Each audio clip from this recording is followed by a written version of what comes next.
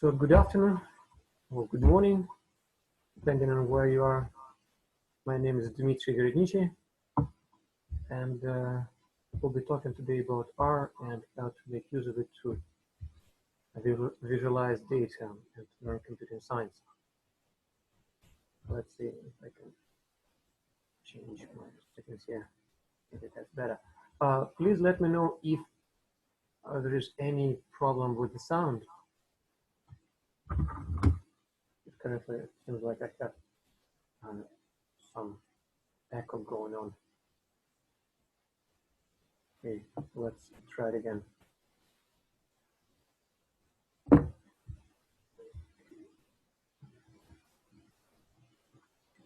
Chat. So I have opened the chat window and the participants window.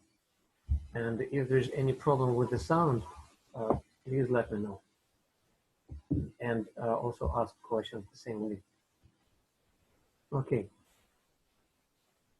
So I'll start sharing the screen actually with you right away today. Okay. So we'll go quickly through the latest updates with the iTrack software, or the tool which I'm developing. And we'll see what we can do, if we can do something similar ourselves. So you would see that I have added now Canada and US data, and Europe data, and also there is a map here down, and it shows you where the pandemic accelerates rapidly, where it accelerates, where it decelerates, and where it's quite free. And you can change the area right here. You can put it US.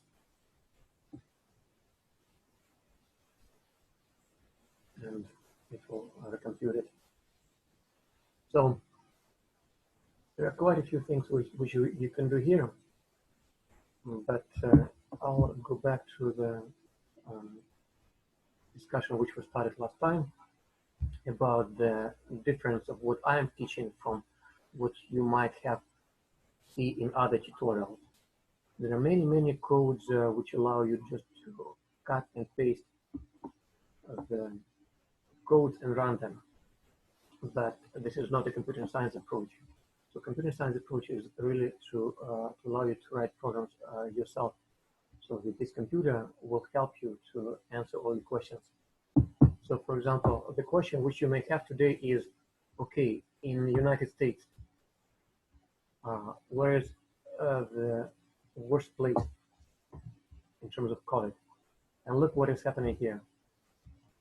So I'm visualizing the 20 worst areas in the United States. And you can click on any of these buttons and you can get more details on what's going on there. You see the number of infected per day, then per day per million, and then the number of deaths a day.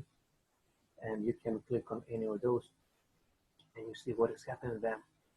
So what I'm doing here is building some brain for the computer. Okay, let's admit a few more people here. Okay, so people are still joining, so I will restart. So the difference between computer science and, let's say, just data science is that you're building a tool for a computer. So computer will answer your questions. For example, the question which you have is, what is the worst or the highest risk today in the United States?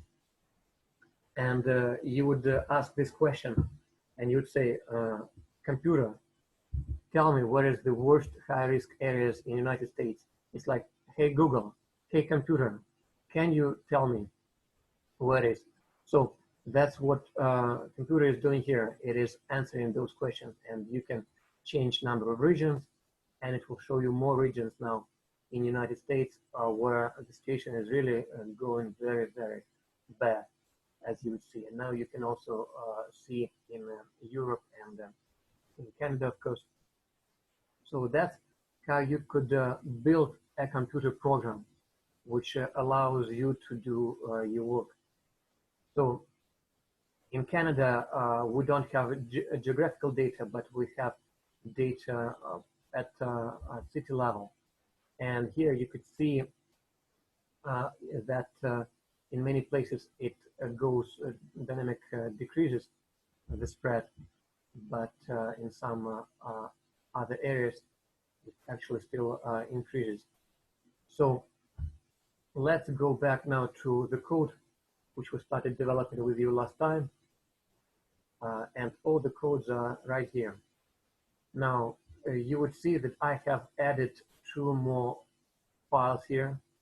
One essentially it's a few more lines on top of what we have developed with you last time, dash session 5 and dash session 5 for RMD file and R file.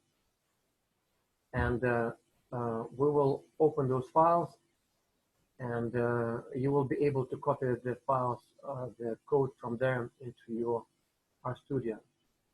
Now, this is what we will be doing here. You will see that I have reordered the page.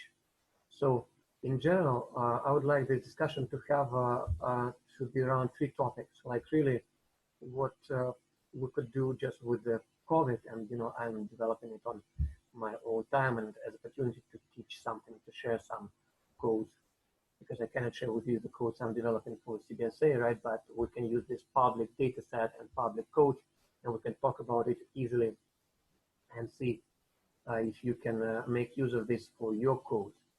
And then, of course, we can talk about a number of different tricks in R. So today we will be going through continuing developing our R script, which we were writing with you on Friday, and R Markdown. So this is our first automated report, which will generate actual report about New York or maybe the entire United States.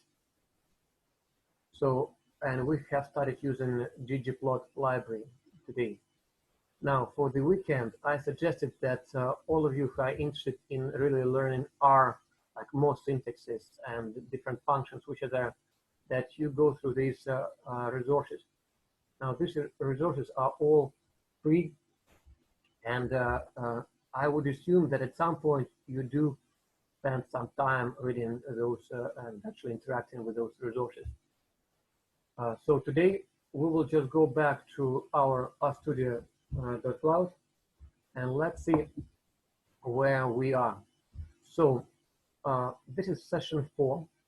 I will open it in a separate tab, and this is our first R101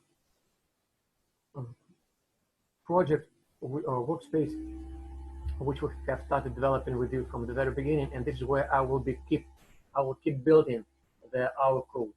Just every week we'll be adding more and more and more. So in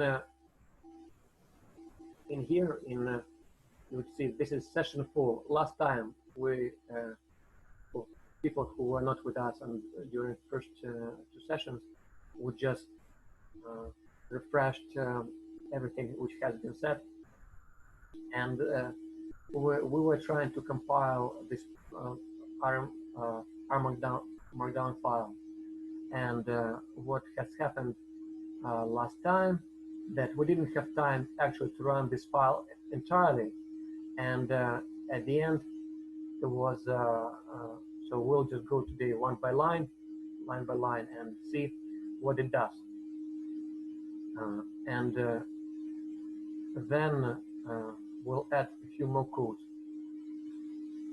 So let's do like that today. I will start from R101.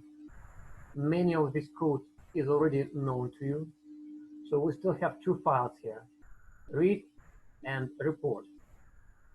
Now, one thing I wanted to show you is how you can open a Flash dashboard, because this is where you can build a dashboard instead of report. Go to File, New File, R101, and here you can say from template. And in template, it shows you Flex dashboard. So you click OK, and it creates a template for you. And for example, for myself, I like calling those templates something like that. That dash. So it's a template which you can already run, and you can see how it looks. So I have called it just like that, and you can need it. In the beginning, it may ask you to install a library, Flex dashboard library, and now you know. Okay, it looks like there's some noise, still growing some noise somewhere. Let's find out what is. Okay, maybe I'll close my phone here. Okay, so again, just please let me know if there is any issue with the sound, because I'm trying new environment every time, and maybe actually next week I'll start using something different, not Zoom, but a Meet. This is Government of Canada collab space. It allows more flexibility. So please let me know if there's still some issues with the sound, and we'll go back now to writing the code. So when I get, so the question is, when I hit from template, I only get package vignette and GitHub document. So in here, when you, okay, we'll maybe we'll get them. So so at the moment we will not be using dashboard, because I think this is the next level. Our first level is really just create our first report, and this report is now this is what we will be writing today. And look, I will be switching between last project, which we did last week, and this project, which we're doing today. I will close now my other windows. So let's see where we were last time. Remember, we had this file, RMD file. Let's try to compile it. I will clean environment here, so it's completely clean. And first, what we need to do, we need to go to our functions and make sure that all of those functions work, because only then we can go to our R Markdown and run the same function. So let's see what is happening here. So I put my cursor into this line, and it tells me I cannot find the function, because I cannot find because it has not been yet declared. So to declare a function, you need to run the entire file. Now, the trick which I'm doing here, I highlight Control-A, the entire file, and I press Control-Enter. Look, so the entire file is executed. And in fact, what I've done right now is exactly the same as running this file from here using the source command. So now I have loaded all my functions, and you would see I have my functions here now. And now I can go to my test me place, and I can run that then, right? So we can remind ourselves of what it is. Remember, there is no city New York. It happened to be called New York City. So we fixed this problem. Then we opened US data. I'm just going line by line. Then we can visualize data if we just highlight it and press Control-Enter. Okay, yeah, I will make the window bigger. That's right. That's a good idea. So now you see every time you highlight something, you can run it by pressing Control Enter. So for example, that's how your geographical data looks. And it shows you the first 5 lines and the last 5 lines. And after that, we'll look at US data, COVID data. And that's how it looks. Now, we decided to remove one column called recovered. And then we decided to look into the station in New York. So we looked at how many cities are there. And then we decided to look, okay, what's going on in New York City? Now we need to define this variable date max. You see? So one thing which I want to do, I'll go back into here, but I really would like to go to R101 because this is where we will be extending our code. It's exactly the same, but it's slightly improved now. Look, so we will be doing the same. So I'll just do it again. Maybe it will help you to refresh again your memory. And I need to watch my time. So again, by the way, today, because I really wanted to finish the entire report today. So I know people would like to get something already ready to use so that you can play with US data, with Canadian data, with European data. So there was idea that maybe we can just continue. So if, ladies and gentlemen, you would like to continue after 1 o'clock, I can run another Zoom session just right after this, and we'll finish it. Because I have indeed prepared for you today complete report. And again, this complete report, they are right now here. So, and they are also in here. It just, because I'm switching between one project and another project, it creates a little I guess, creates confusion. So I will stick only for now, only in this project, R101, okay? So I will clean again my environment, and I will run this file again, Control A, highlight it, Control Enter, I execute it. It's just exactly what I have done. I will close my other windows, which I will not be using today. Meanwhile, okay. So we will be working only with these 2 files. These 2 files are pretty much ready right now, and I really would like all of you to understand what's going on there. So this is our report, and now our report is really its actual report. It will be a report analyzing the situation in the United States and automatically for each state. It will show us the top 5 or 10 worst places in each state. So it will be extension of what we have done last time, but we will now do it in a loop automatically for all states. But before that, let's go back to where we were, and I'll just do it again. Look, line by line. So I put my cursor here.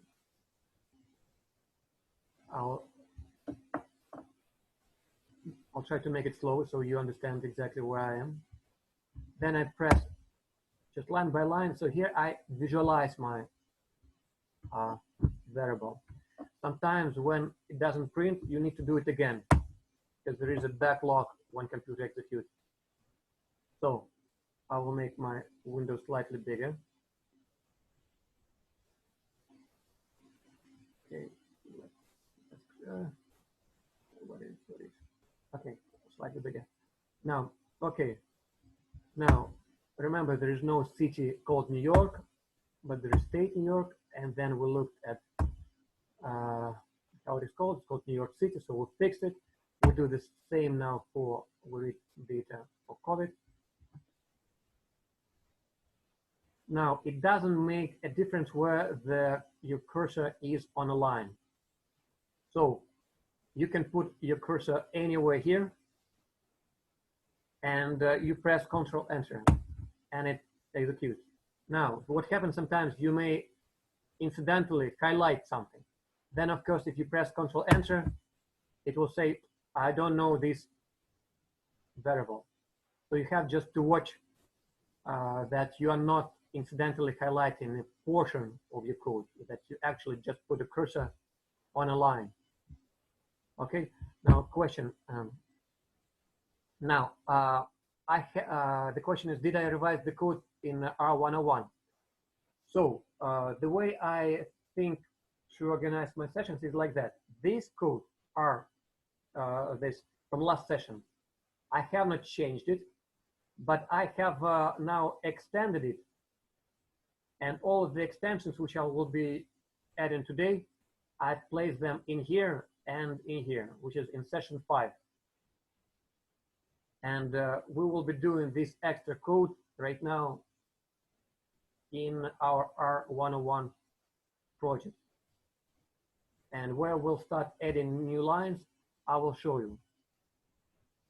So let's go back to United States data. Now, you remember I told you about the importance of calling the variables in such a way that you understand what this variable is.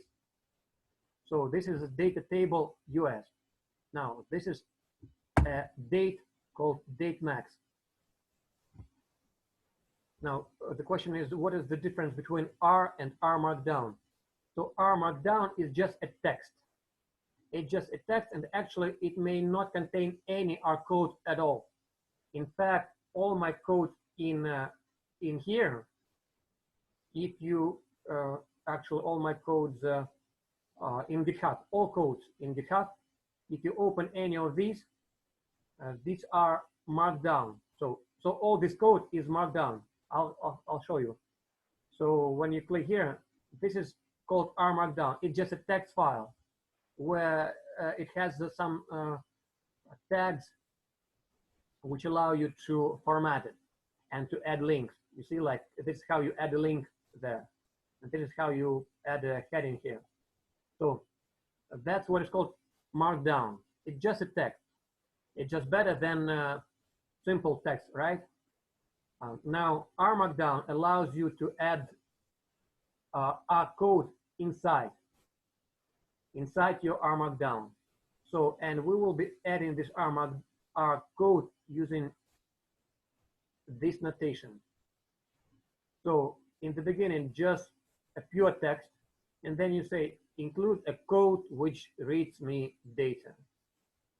You see, and we'll be executing exactly the same lines as we're doing in our R script. So R script is really just a programming language.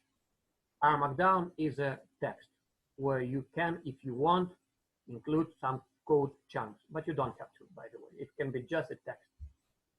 And by the way, I use it also just for writing my papers, like technical papers. You know, when you write it, it's very convenient. It creates a nice formatting, and you can convert it to a PDF file after that if you want. So let's go back here where we are. Look, what we did last time, we looked at the top 3 cities in New York. So let's assign a value United States for New York to a variable DT0. And let's see how many cities we have there. Okay, we have many cities in New York. We have about 60. Now, you see what we're doing here, and this is a tricky line here, but let's understand what it's doing here. First, if you do like that, it will show you the data only for a date which is equal data max, right? So Control Enter, look. So it showed me all data for New York for this only date. You see, for this only date, for the last date. Now, when I do this, I say order it by confirmed. So, and then I say show me only the 3 first lines. And this is what I'm doing. Control Enter. Look. And then I can visualize it, and it shows me only 3 top, the worst cities in the United States right now, or in the state, in the New York State in particular. And then I say, okay, I need to know only these cities. So that's how I do it. And I can see 3 cities are the worst, right?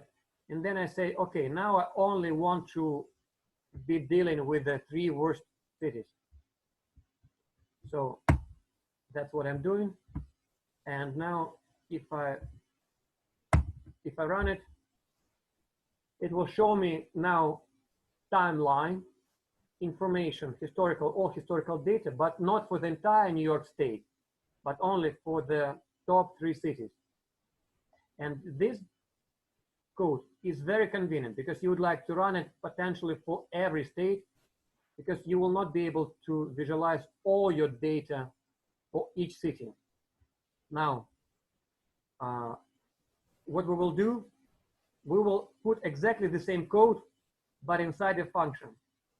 So this becomes very important concept here. When you have a code which you would like to reuse for other states, variables, let's make a function. And by the way, you also see why only 3. It could be any number. So I have 10 minutes left, it tells me. So I put exactly the same code here. And now I have a function. So when I execute this function, look, I put my cursor here. I need to make sure no portion is highlighted. Okay, that's good. Control Enter. So now I have a new function here. So what I have done here, I put my cursor on the environment window and I clicked on COVID, this function, and it allows you to use the function. Anytime you would like to find out what the function is doing, you can do this trick, but I will close it right now because I know exactly what this function is doing. So, and now I can reduce my DT0 just using the function. So look what I'm doing. I'm taking data only for New York. And in the beginning, I have, look how many cities I have. I have about 60 or more cities. Actually, if you'd like to know how many cities, I can run pipeline operator and call it length.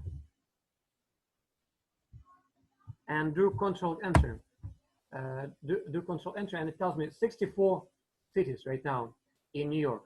And I don't want to visualize all 64 of them. I want only the 3 or 5. So then I run my function here. And then you would see that now I have only 5. So that's a very powerful way of reducing your data, because really you're interested only in a small number of places. So the next part which we have done with it was merging. So we can merge geographical data, and I call it now DT-all, just not to confuse with DT. So now it has a data for 3 top cities in New York, but also with the geographical data. Okay, so I'm checking the questions here or any comments. So now we can run this line. Look, I will run it first just like that. I will run it just for city. Look, I say show me for city and for the last 30 days, and it shows me the graph. Then I say show me for the entire DT-all, but now look what I have done. I have highlighted a portion and Control Enter, and it shows me this. And now you see another trick which I'm doing here is I'm assigning it to a variable G, and then I can plot it by running just G. So let's do like that. I'll finish with you the statistics portion. And also here, there is a function called ggSave. And you can save your data, your G, you can say New York.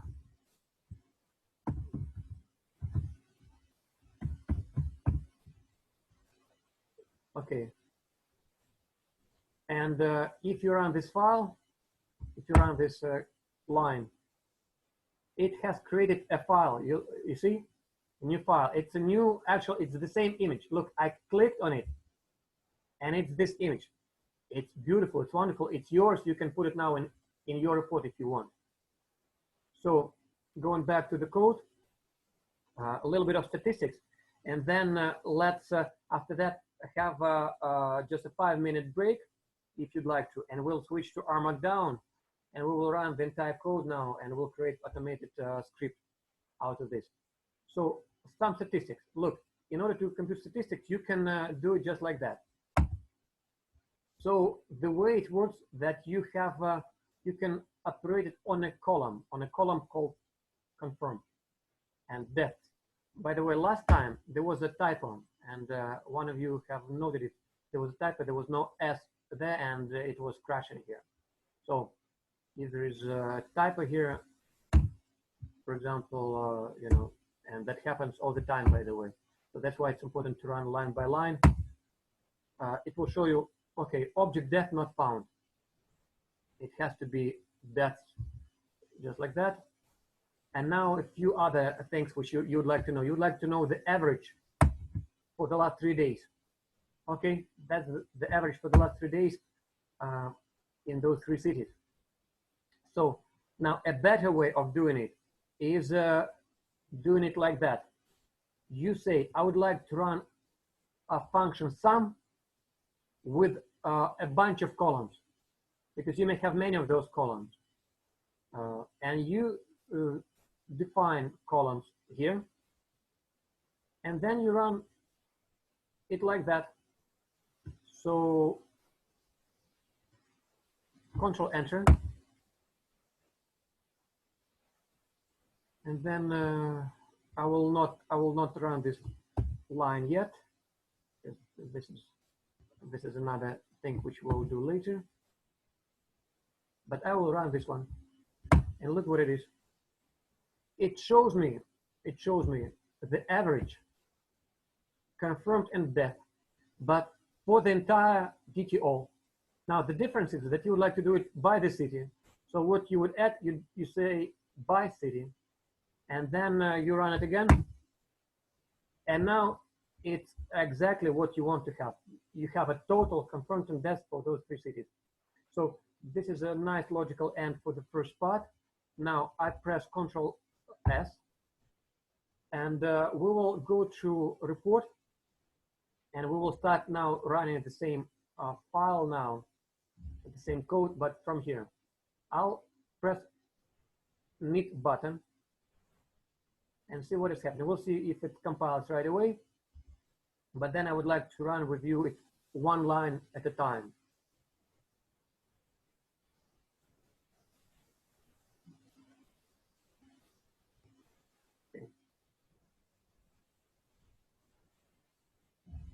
Let me read the comments here. So the report was produced, by the way. So you can check what is the output of this report. It's actual report. Now you'd see that it has produced statistics, some graphs, and we'll make it look better.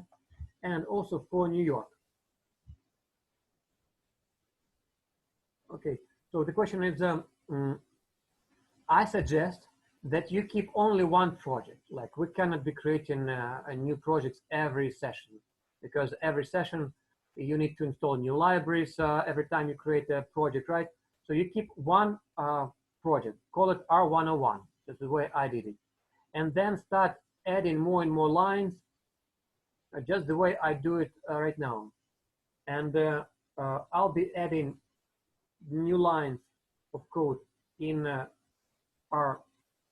in this R101 file. So the best way for you, I suggest, could be like that. So you would open this file, and this file right now is exactly what I have just executed today. The difference from last time is only that I created a function to do this to find the best or the worst n regions. So, and you can call it. So you see, that's the code which we have added since last time. Similarly, for R Markdown, I have also created, I have updated. It's the same file which we ran last time, but now I made small changes, but they're quite critical because now we're doing it in a loop. Look, this is what we will be doing today. We will be doing it for all states. For all states, we'll be finding the worst 5 or 10 places and then showing graphs for each of those states automatically. So this is where really computing science comes into effect. The computer will be doing all the work for you. Dimitri, this is Rania. I just, my question was. Let's have a look. More questions here. So I go back now to my code, and I'll get back